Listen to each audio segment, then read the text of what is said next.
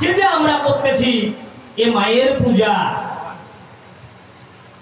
এই পূজার আরেকটা নাম হলো বাবা অকাল বোধন পূজা। এ মা দুর্গার পূজা করতে গেলে সর্বপ্রথম অকাল বোধন পূজা করতে হয়, অকাল বোধন করতে হয়। এটার নাম কেন অকাল বোধন? বলছে 12 মাসের মধ্যে 6 মাস দেবগণের জন্য হলো দিবা ভাগ, 6 মাস হইল রাত্রি ভাগ।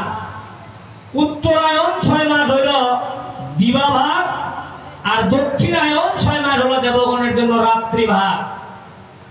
তাহলে মাঘ, ফাল্গুন, চৈত্র, বৈশাখ, জ্যৈষ্ঠ, আষাঢ়, এই 6 মাস হইল উত্তরায়ণ মানে দেবগণের জন্য দিবা ভাগ।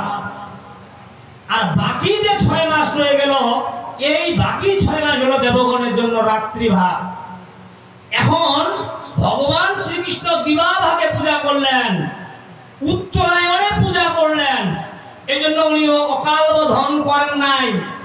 শাস্ত্রে বলছে কোন দেবতা যদি নিদ্রা অবস্থায় থাকে, সেই দেবতার যদি আমরা পূজা করি তবে সেই পূজার কোনো ফল হয় না।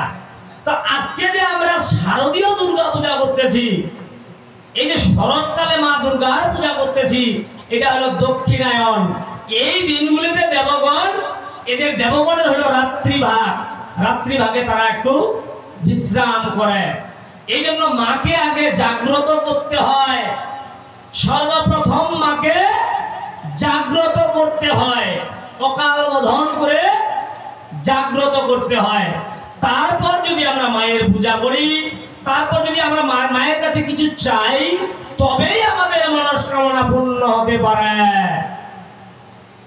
এই দুর্গা পূজার আরেক নাম হলো অকাল বোধন পূজা।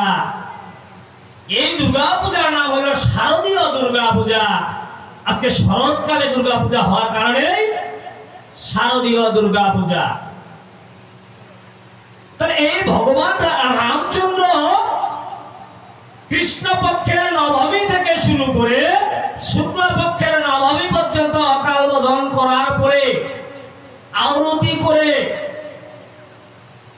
দশমীতে রাবণকে বধ করলেন।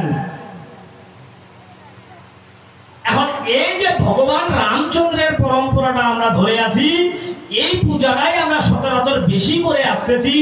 এই পূজায় বহু ইতিহাস আছে, এই জন্য এই পূজার নাম হইল শারদীয় দুর্গা পূজা। আজকে আমরা বলি যে দেবগণের পূজা করলে দেবলোকে যায়,